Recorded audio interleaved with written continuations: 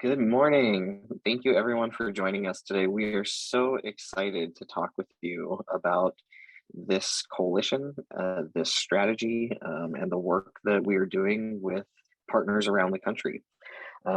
We want to begin by sharing a little bit of history and why the time is now to pass federal LGBTQ legislation. The very first iteration of the Equality Act was introduced in 1974. This bill was a first attempt at legislating into law protections for LGBTQ people at the federal level. The federal LGBTQ anti-discrimination legislation has been introduced in all but one Congress since 1974. This legislation has passed the House twice, and in 1996, it missed passage in the Senate by just one vote. So let's talk about what's in front of us today, now that we know we've got some history behind us. There are two bills moving through the US Congress today. Currently, the Equality Act in its present form, in its newest form, this iteration of it was introduced in 2015. It passed the House in 2019, and it has significant opposition from religious organizations. What we know right now today with the makeup of the Senate, this bill being in the Senate, having passed the House last year, we know that it cannot pass the Senate as it is written because of the filibuster. So without a repeal of the filibuster, the only path forward for the Equality Act is to garner at least 10 Republican supporters and votes. And that process is not possible with this current version without it being amended. And so the Fairness for All Act is the other bill that is moving through Congress today. It's still in the House. It was first introduced in 2019, and it has some significant opposition from LGBTQ organizations and groups. It can't pass the House with the current makeup of the House of Representatives, which won't change until after the 2022 election. So a truly bipartisan bill for federal protections for LGBTQ people has yet to be introduced in Congress. We have right now a once-in-a-lifetime opportunity to pass bipartisan LGBTQ federal protections. And the way forward to do this, we believe state leaders and state organizations like ours and the others on this call can show us a path forward to that type of legislation. Angela? Thank you, Michael. So in the great state of Arizona, and when we talk about bipartisanship, we love to talk about our Open for Business to Everyone coalition, which we created in the great state of Arizona around SB 1062 in 2014. And because the business community and faith community stood with LGBTQ Arizonans, we were able to encourage a veto from then Republican Governor Jan Brewer. Then in 2015, with overwhelming bipartisan support, a bill passed to allow transgender West Virginians to update their gender markers on driver's licenses in a Republican-controlled legislature. Also in 2015, in the great state of Utah, led by the efforts of Equality Utah, the Utah Compromise struck the balance between LGBTQ protections and religious liberty in creating a statewide update that protected LGBTQ folks in Utah in employment and in housing. In 2016, the Religious Freedom Restoration Bill passed the West Virginia House, was defeated by an amendment, again supported by the Republican Senate Majority Leader. In 2017, we saw a bipartisan deal to lead to the repeal of HB2, the controversial and costly bathroom bill in North Carolina. And then in 2019, led by our partners at Equality Arizona, Arizona's 30-year-old no promo homo law was repealed with bipartisan support in the House and Senate and was signed by our governor, Doug Ducey. Back to, or onward rather, to 2020 in the great state of Georgia, bipartisan work led by our friends in Georgia Equality passed a hate crimes law.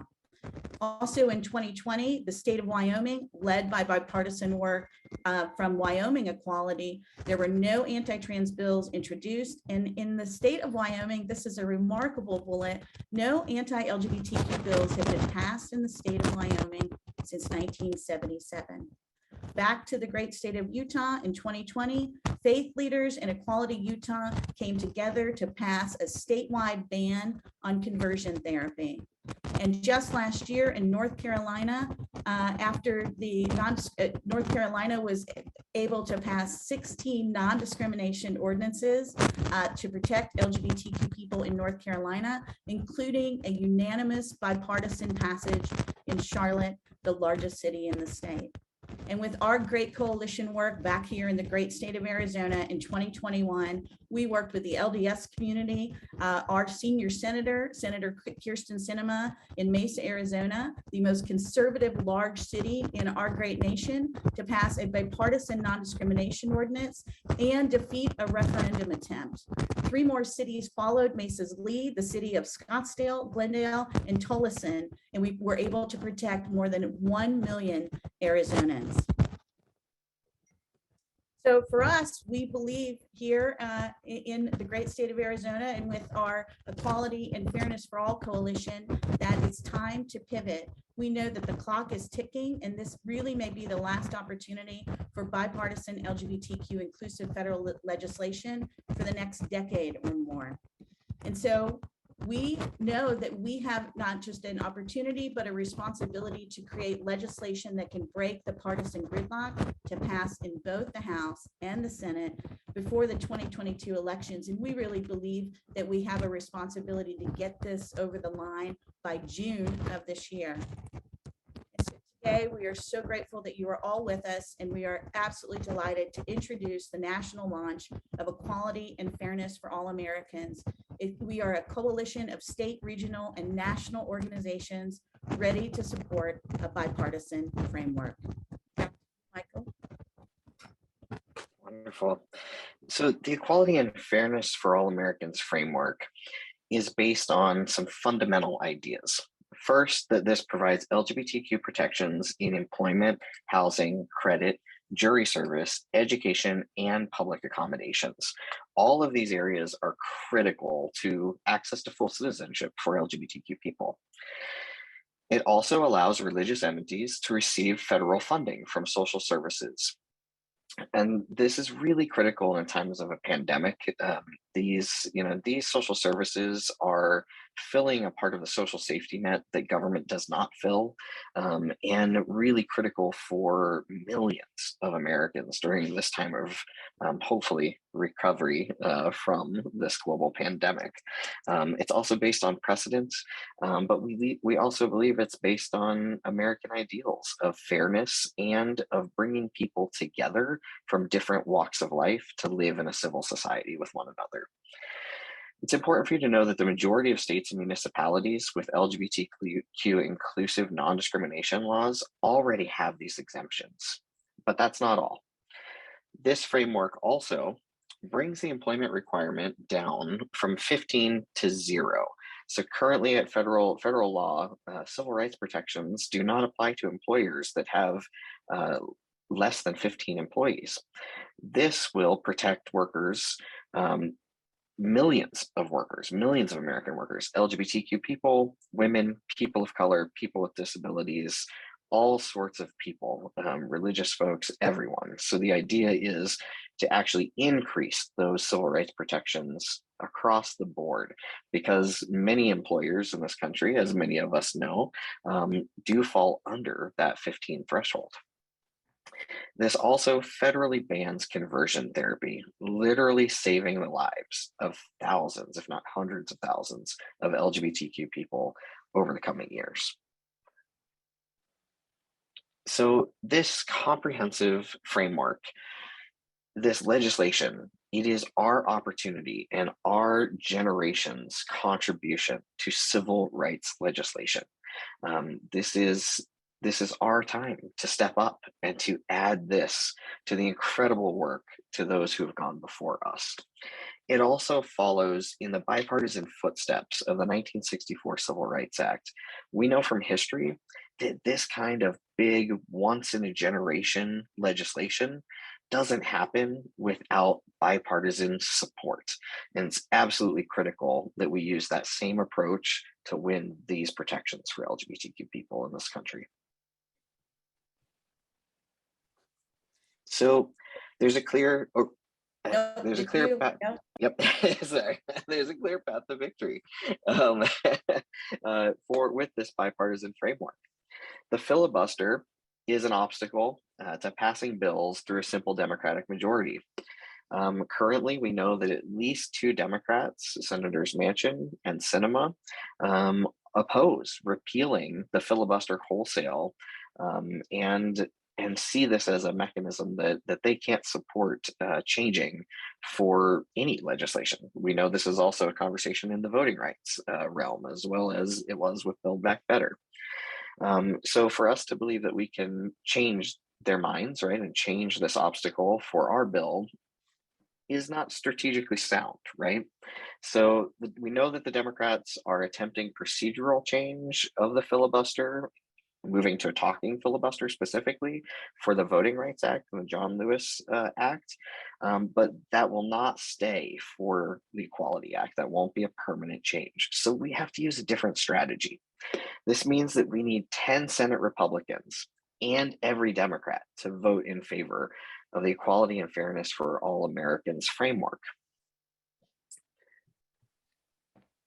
So the key Angela? messages that we believe Democrats need to hear is, again, I'm going to reaffirm what Michael said earlier. Every state with an LGBTQ inclusive non-discrimination policy currently in place already has religious exemptions. And many of those religious exemptions are stronger or broader than the ones that we are proposing with our equality and fairness framework.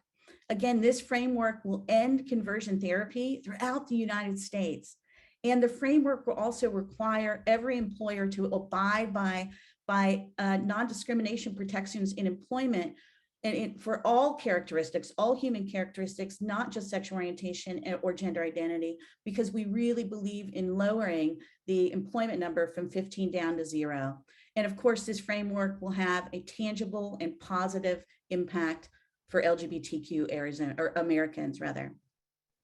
We also believe that it's important for center-left legislators to understand that this framework is critical in pressing civil rights legislation.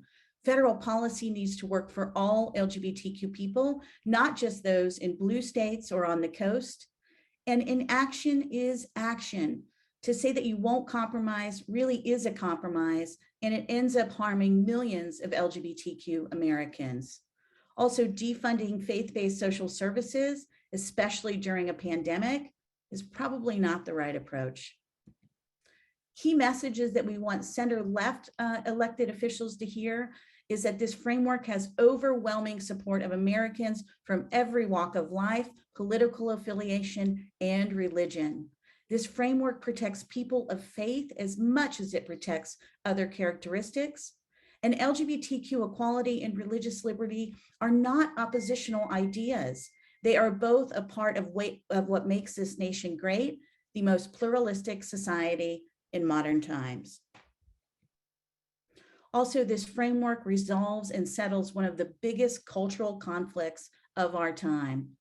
Our Equality and Fairness for All Americans framework eliminates uncertainty around litigation and an unworkable patch of state and municipal laws around our great nation. And this framework ensures a nationwide business-friendly environment. Back to you, Michael. So key messages that the LGBTQ community needs to hear. As we've been talking with organizations across the country, especially national LGBTQ organizations, something that we heard was a lot of apprehension around pivoting from just the Equality Act as it is written today to making amendments and working with partners across the aisle and with conservative groups to create a bill that will bring all of these groups together that are working for LGBTQ protections under either bill, right? Under the Equality Act or the Fairness for All Americans Act. So we think some of these messages that will help sort of shift the narrative include defunding religious institutions, faith-based social services, and churches isn't the goal or the same as providing protections at the federal level for LGBTQ people. LGBTQ people and people of faith are not mutually exclusive communities. Many of us grew up in families and communities of faith that are now LGBTQ people, and many LGBTQ people continue to practice in communities of faith, in both affirming communities of faith and communities of faith that are not affirming. Many communities of faith from diverse theological backgrounds support federal protections for LGBTQ people. And we see that today. On the Equality Act side, there is an entire coalition of faith groups working to pass and have been working to pass the Equality Act for years. And on the Fairness for All side, there are many conservative faith groups that may not be affirming within their institutions of every aspect of our lives as LGBTQ people, but they are working for federal protections for LGBTQ people. So we've got a really diverse coalition of people working for this. Faith-based social services, such as homeless shelters and food banks, are focused on serving all people with basic needs. This is true today.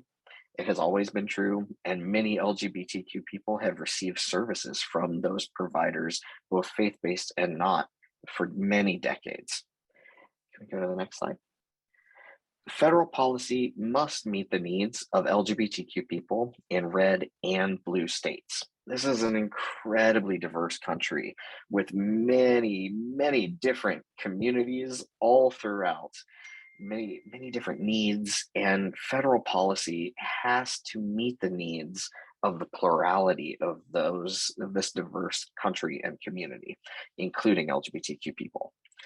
Federal policy is meant to protect LGBTQ people that are most vulnerable to discrimination and exploitation. This bill, this work, is not meant to be an ideological purity test. It is meant to meet the needs of those most in need of protection. Progress is the goal of all policy, not perfection. There's not a single piece of legislation in our nation's history that has been perfect. The whole point of policy is to evolve with the time and grow over time to protect more and more people, to include more and more people, and to do what needs to be done for Americans. Finally, I think this needs to be repeated. Inaction is action. No compromise and being unwilling to work in this bipartisan fashion is the worst compromise, because it compromises our community and it ends up harming millions of Americans.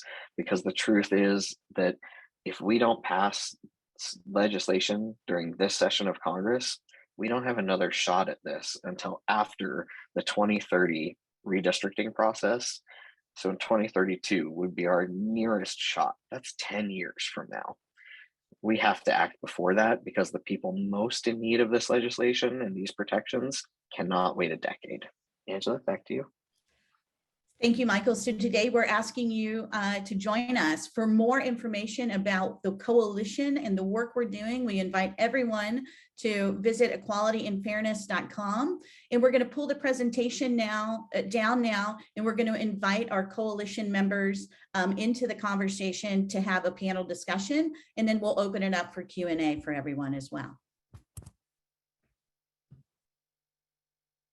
So we have panelists on with us, and we have some incredible people. I'm going to ask folks to introduce themselves. And so I'm going to start with Andrew. Can you introduce yourself? Sure. My name is Andrew Schneider, and I'm the Executive Director of Fairness West Virginia. Marion, can you introduce yourself? Yes, thank you, Michael. My name is Reverend Marion Edmonds Allen, and I'm the Executive Director of Parity. And Jeff, can you introduce yourself? Good afternoon. This is Jeff Graham. I'm the Executive Director at Georgia Equality. Wonderful. So, these are just a few of the folks who are joining this effort in this coalition. These are incredible leaders who have done amazing work in this country and in their states to protect LGBTQ people from harm and from discrimination. And here's Sarah and Kendra. Okay. Sarah, can you introduce yourself? Morning, everybody. I'm Sarah Burlingame from Wyoming Equality. Thank you. And Kendra, can you introduce yourself? Yes, good Good morning. I'm Kendra Johnson, and I'm the Executive Director of Equality and See. I use she and her pronouns. Wonderful. Thank you all so much for joining this morning. I'm so thrilled for you to share a little bit about why this work and why now. And so my first question for y'all is, you all have been leading the LGBTQ movement in so many ways for many, many years. Why did you decide to join this coalition, and why now? How about we start with you, Kendra? Sure. Our organization decided to join this coalition because, as you noted, we've been doing the work of equality in the state of North Carolina. We passed 16 ordinances last year with the help of coalition partners. And for the 3 million folks who have protections in the state, that is incredible. But for the other 7 million plus people in North Carolina who do not, we need to end this patchwork of legislation, and we need to bring comprehensive non-discrimination protections for the entire population. I believe that also only a bipartisan solution can really bring about the change that we want to see, and ensure that it will be a lasting fix for some of the ills that routinely plague the LGBTQ community and other marginalized communities. The fact is, last year, we saw particularly trans violence continue to escalate. A record 51 people that we know of in the US were killed because they've been marginalized out of the systems that should serve us. And we have to work across the aisle to ensure that the social safety net that is set up to serve us in terms of housing, in terms of employment, is not literally marginalizing people to death. So that's why we have joined the coalition. And I think that this is an excellent way forward for us to bridge this divide. Thank you. Andrew, do you want to jump in? Sure.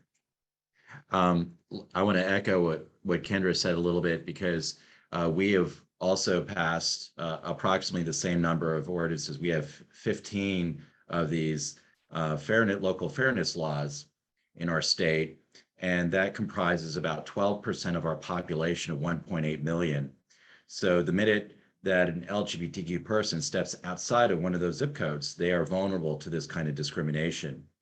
And in a state like West Virginia, we very much appreciate how important it is to work in a bipartisan approach and to work with the faith community. We have accomplished some of our goals because we have worked with these broad coalitions, and we've worked with both Democrats and Republicans in making some of these equality laws that we passed successful. But the people of West Virginia can't really wait another 10 years for equality to be brought to our state. And we need to not only do it for West Virginia, we need to do it for the entire country. And so that's why this coalition is so important. We need to find a way to bridge the gap and bring everyone together to make this happen. Thank you so much. Jeff? Yeah, so again, to build on what Andrew and Kendra have said, here in Georgia, we have 14 municipalities that have strong non-discrimination protections. And that's also about 12% of our state, 1.2 million people. And while that's great, it leaves almost 90% of Georgians still vulnerable. And so we need federal protections. And here in Georgia, 2 years ago, we did have a great Supreme Court ruling in the Bostock versus Clayton County case that said that federal sex discrimination protections do extend to sexual orientation and gender identity. So we're gaining ground under the law, but it's only within legal circles that much of this is understood. People deserve to see themselves reflected in federal law. This has been debated for 50 years. We cannot afford another 10 years. It is about the basic dignity of LGBTQ Americans to finally see ourselves reflected explicitly in federal law. And the only way that we can do this, as Michael and Angela pointed out, is to find bipartisan language. That language does exist in the two bills that have already been introduced. Neither one of them actually gets us where we need to be. So we need to have someone actively working to fill in those gaps, to engage faith leaders who are supportive of our goals, but have concerns about the language that has passed the House of Representatives so far. We feel that a coalition that is actively engaging those conservative faith voices, those conservative faith organizations, can be as successful on a federal level as they have been on a state and local level. And that's why it's time for federal leaders to learn from the examples that have been well established in conservative and moderate states from coast to coast. Now is the time. Now we must do it. This is the work before us. But we're proud to be. Absolutely. Oh, Jeff, thank you so much. Sarah, can you share a little bit? I love to follow Jeff Graham. I just say ditto to everything he says. Here in Wyoming, what some folks may not know is by most metrics, we are the most conservative state in the country. We have a supermajority in our legislature. Our top 5 electeds are all Republican. In some counties, we are registered 4-1 Republican to Democrat.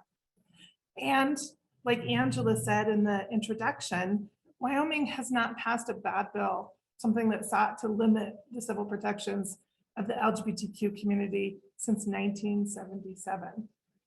So we feel like this is the work that Wyoming Equality does. We are in such close contact, our neighbors and our friends who are faith leaders, who are business leaders, who are leaders within the Republican Party, as well as the Democrat, the Independent, and the Libertarian parties here in the great state of Wyoming. And so we feel like we would be bad friends and bad neighbors to them if we were to participate in a process that demonized one side of the aisle. We feel really strongly that the reason why we have been able to make the gains that we have, why we've been able to count on the support of our Republican and our conservative faith leaders, is that we invest in good faith and trust in those relationships. And we feel like Wyoming has made this progress that that could work federally, and that for the longest time, right, like conservative, red states have been sort of like shunted off to the side. And what we do here is part of a much smaller story. And our opportunity to join this coalition with other conservative, states who have been doing this work, we feel like is the fruit that this will bear. And so Wyoming Equality is very pleased to join in this coalition. And we're very pleased to have the opportunity to just tell people the story that maybe you haven't heard. The fact that North Carolina has passed 16 of these non-discrimination ordinances is amazing. And it's not the story that's being told.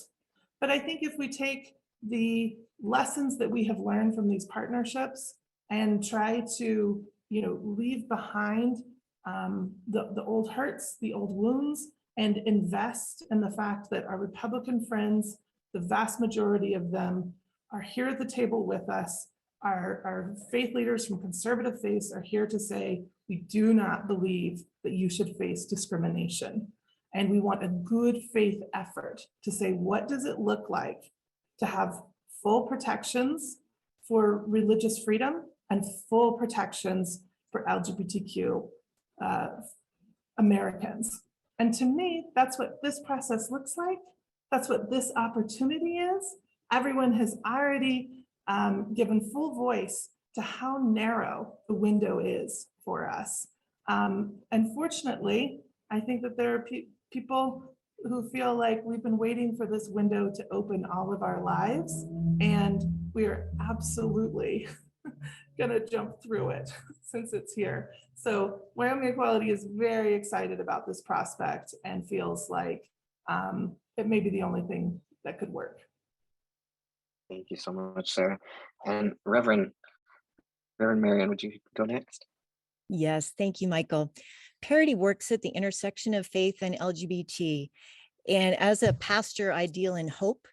And this initiative is the most hopeful thing that I have seen in years, if not ever. And I'm so excited that we are all coming out of the closet, so to speak, together.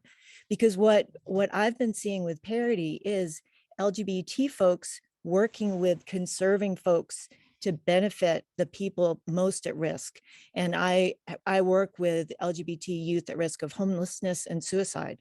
And what we saw in Utah, I'm based in Utah as well as New York City, is that after the Utah Compromise was passed, suddenly youth who are at such tremendous risk could now start planning for their futures and plan for college and for family, because they saw the leaders of their community come together and say, you know what? We really care about you. We care so much that we're going to change the laws and we're going to protect you and we're invested in you. And this is what I see happening nationally.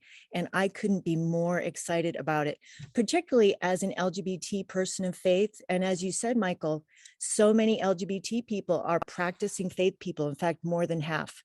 So we are all coming out together in something that is so hopeful. And I'm so excited and so grateful for my colleagues and friends around the country who are part of this. Oh, thank you all so much. I'm always so moved by your leadership and your understanding of this work. Aside from the obvious math of needing 10 Republicans to support a bipartisan bill, at least 10 Republicans, why is having a bipartisan and diverse coalition, and when I say diverse, I mean diverse in many ways, right? Diverse geographically, diverse racially, diverse in terms of gender identity and gender, diverse in terms of socioeconomic status, all the ways that diverse can be. Why is it important, not just to this success or the successful passage of a bill, but to the actual implementation of a bill in our country? Well, I'll go and answer that a little bit, Michael. It's a pathway towards what we should aspire to do. The partisan divide in this country has frankly gotten out of hand. I think so many folks and voices on so many issues feel that way. And LGBTQ folks, we come from families across the political spectrum. We truly are diversity personified. We are literally everywhere. And so we need legislation that isn't just words on paper, but legislation that can withhold the scrutiny of the courts. And we need legislation that hopefully won't be challenged in the future, that won't be rolled back, that can be a strong foundation, that as we continue to evolve on issues of gender and sexuality, that we can continue to evolve the civil rights and non-discrimination protections to include more and more and more diversity and more people. But we have to have a strong foundation to do that. And in this country, for better or worse, we have seen that the most successful laws over the long term are those that have bipartisan support. It also becomes a model for the work that we do on the local and the state level. I think it gives permission for conservative legislators at all levels of government to actually engage with LGBT leaders. It gives conservative faith voices at all levels of government and all around the country permission to engage with the LGBTQ community to find that common ground. And that then extends well beyond what this legislation can accomplish. It actually resets a course that hopefully can help us in the years and the decades to come. Thank you so much, Jeff. Andrew, do you want to go? Sure. I want to add that it also will go a lot farther to changing hearts and minds the broader this coalition is. And that's so important because that also will strengthen this law and make it more effective, and bring people together to hopefully avoid any potential lawsuits that result from using this law. One of the nice things that we have in with our experience in West Virginia is that we have these 15 fairness laws that were brought together by bipartisan support, and there have been very few lawsuits that have been brought under them, which I think is an indication that they work well. They act as a kind of deterrence, and I think this would too. The broader the coalition, the broader of groups that back this legislation will bring in more buy-in once the law becomes enacted. And then I think we also have to look at the political reality. I mean, a lot of people I know get frustrated with the partisan divide that's in Congress right now. And I know that there's a lot of frustration over my U.S. senators, and particularly one U.S. senator who's the Democrat, because they feel like he's standing in the way of progress. But what you also have to realize is that we have to deal politically with the cards that we've been dealt. And Senator Manchin, Senator Capito have their own political views. And I think this is a kind of compromise that they will be receptive to. And the practical thing here is to try to find ways to bring my two U.S. senators on board as supporters so that we can get this done and not have to wait another 10 years and not have to see people in our community suffer because we were trying to be purists. And here we can have the basis of what we need to protect our community and also protect those of faith as well. Because like you said, Michael, they're not mutually exclusive goals. Thank you so much, Andrew. Kendra? I want to echo a little bit of what Jeff said, in that the coalition necessarily has to be broad and diverse because the LGBTQ community is part of every community. We have folks who are in the disability rights community. We have people who are undocumented. We have people who come from all different racial backgrounds and gender identities. And we need to bring together those folks to have a voice in this process of passing legislation. In terms of bipartisanship, both parties actually need a win on this issue. The polls have shifted. And what we see quite clearly is that the younger generation is great on our issues. And in order to, particularly for the Republicans to continue to have a growing base, there has to be a shift. And we're seeing the parties start to move in that direction by bringing together these, two parties that have been in recent years so divided.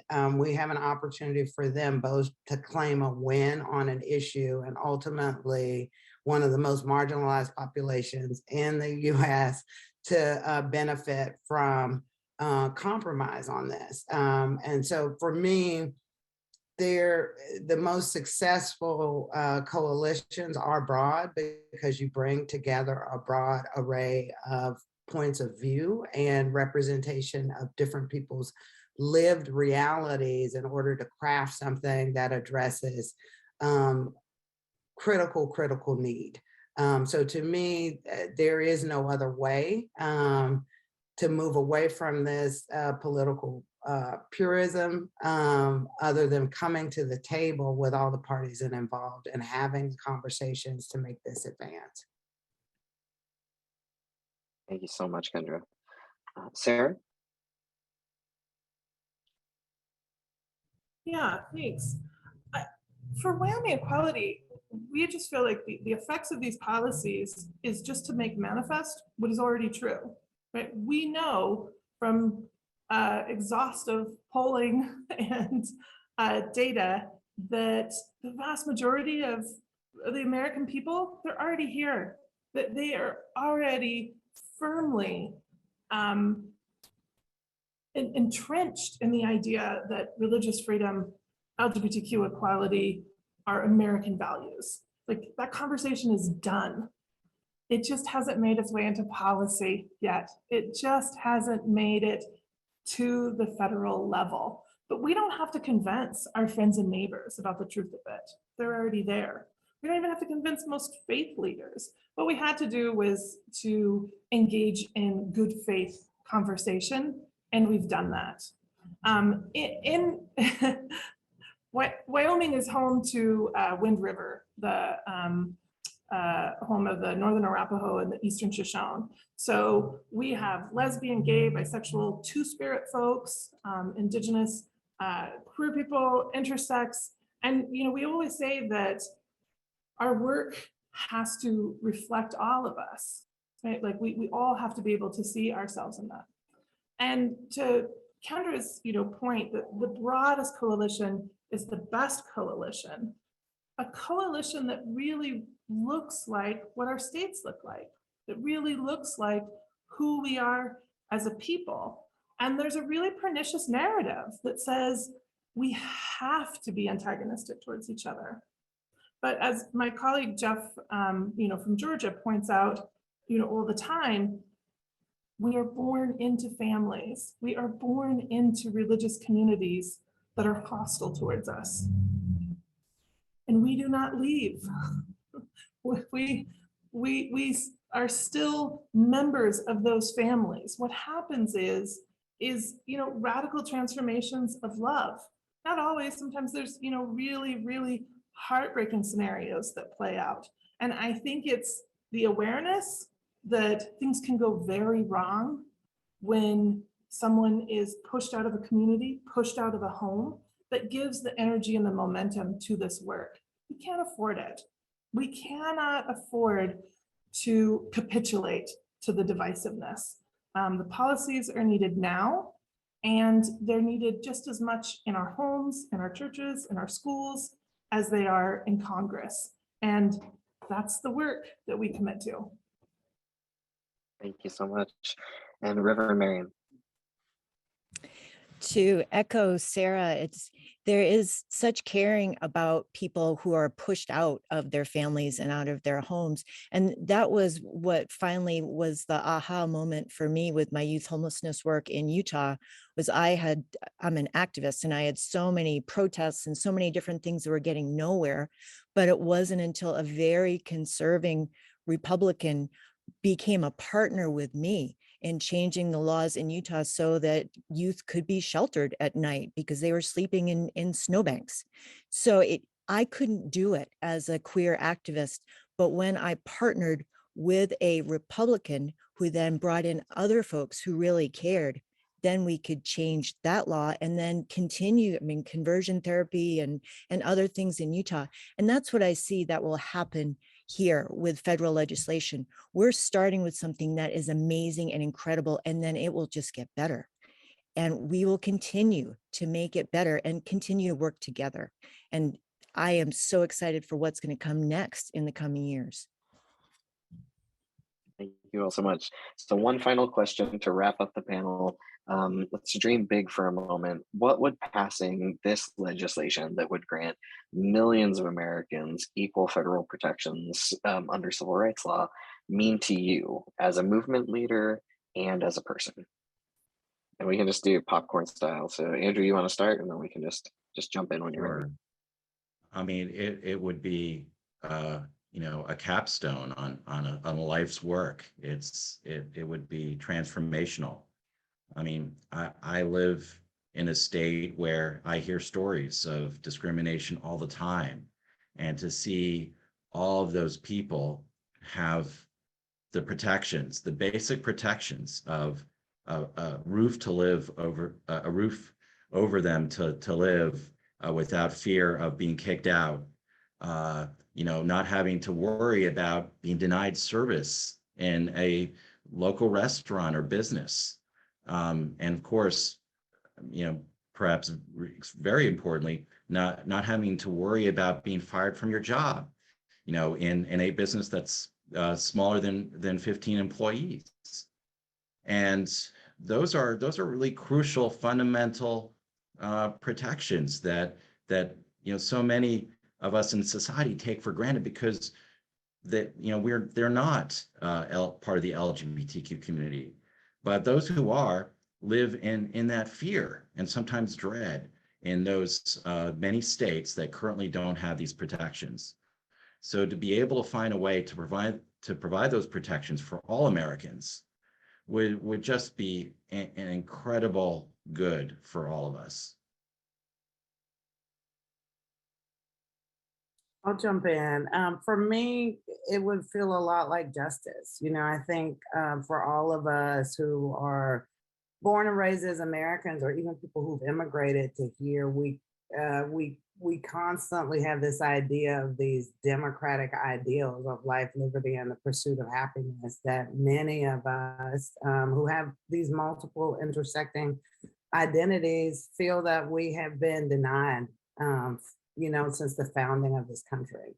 So it would be one more step to me in a path toward justice of leveling the playing field. It will not erase transphobia. It will not erase homophobia or racism or any of the isms that all of us who have these multiple intersecting identities have, but it would lay down a framework for us to pursue justice and begin to create some culture change so that the most marginalized amongst us have legal recourse and have a statement, as Jeff has said, that we are named actually in legislation as a class of folks who should be protected. Moving forward toward those ideals that we set forth as a nation, and hopefully one day we will achieve. So for me, in the big picture, that's what it would mean for me. Our work wouldn't stop, but it would be a great, significant advance. Yeah, and thanks, Kendra, for that, because I think it is important for everybody to understand. This does not end our work if this passes. And frankly, we should not lose hope if this does not pass. The very act of creating this coalition and this dialogue will help people along down the road. So let's not lose sight of that if we fail in our core mission of passing legislation in the next 6 months or so. But to share a very personal story that I shared with folks when we met last month. When I was a younger self, I came from more of a radical tradition, more of a feminist tradition. And frankly, the fight for marriage, I engaged in it because that's what I did as a state leader. But I had been in a long-term relationship. The fact that whether or not we would get married, we felt was a very personal decision for us. But when I realized how important the words meant and the freedom to marry was a little over a year ago when my husband unexpectedly died. And I was able to use the language as I dealt with that going out into the world of my husband just died. And that resonated with the people that I was working with on the phone to help with every aspect of getting through that, whether figuring out how to access bank accounts or how to move utilities over into my name. And it was that word husband that resonated with people. And so I share this personal story because that's when I realized that it is important how people have this framework, and why I continue to say it's a certain amount of human dignity for queer folks in America to actually explicitly see ourselves mentioned and covered in the law. And that can be very important, and it can be life-saving for folks from all over the place when they're in a state of crisis.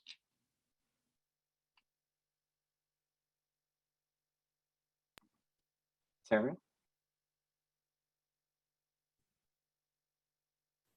I'm gonna compose myself.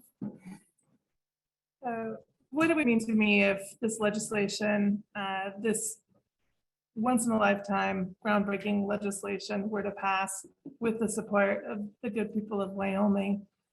You know, our office is located right in downtown Cheyenne, the capital city. If I look to my right, there's the Capitol building. If I look to my left, there's the train station.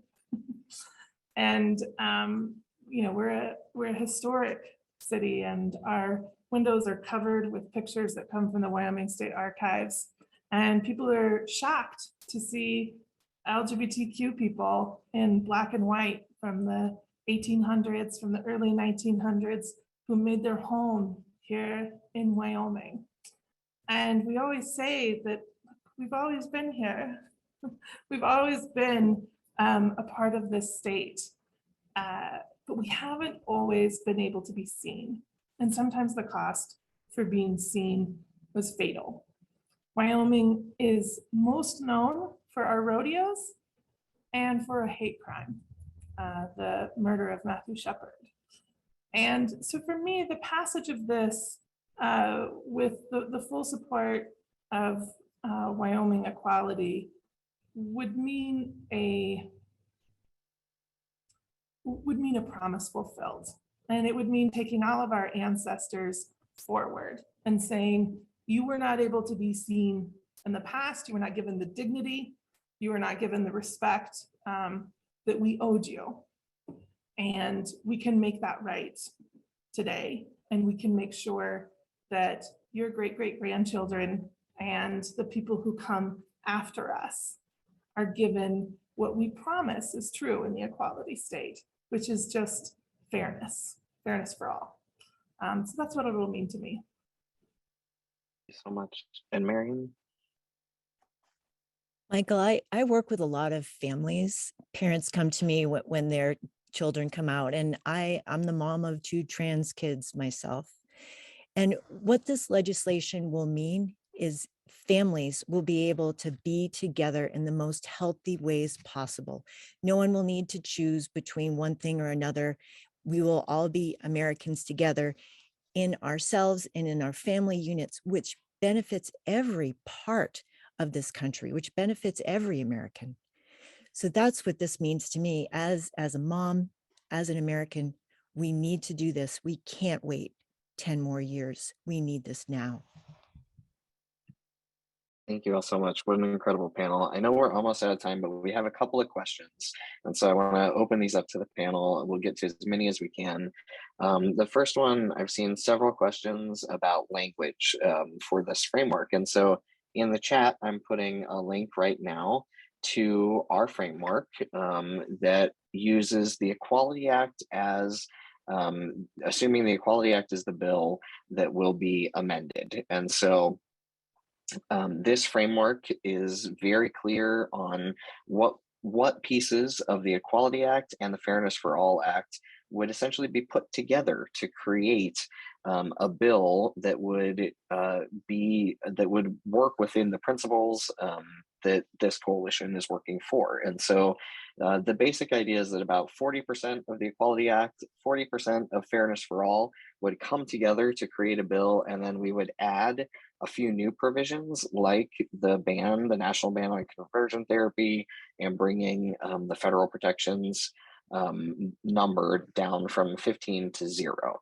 So that's the basic premise. This language already exists in both of these bills, and you can use this framework to look at which sections we are proposing be combined into an amended bill. And again, the vehicle that this is built off of is the Equality Act as it exists today.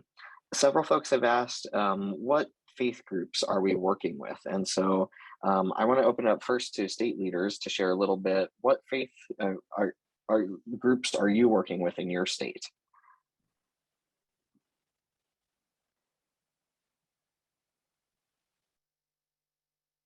Sarah, do you want to start?